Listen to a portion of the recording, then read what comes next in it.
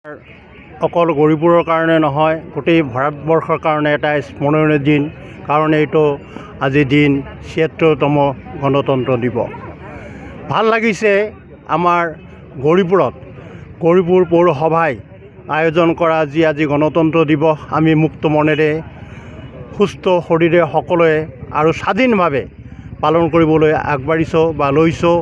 ইয়াত বহুত মানুহ সমবেত হৈছে আৰু ভাৰত মাতাৰ জয়গানেৰে সকলোৰে উৎফুল্লিত হৈছে। কাৰণ আমি জানো যে এখন ভাৰতবৰ্ষ ভালদৰে গঢ়িবলৈ হ'লে সকলোৰে সহযোগিতা একান্তভাৱে প্ৰয়োজনীয়। তেতিয়াহে আমাৰ উন্নতি হ'ব, অৰ্থনৈতিক আমাৰ উন্নতি হ'ব, আমাৰ বৌদ্ধিক উন্নতি হ'ব। চাৰিওফালৰ পৰা আমি প্ৰগতিৰ ফালত আগবাঢ়ি যাম।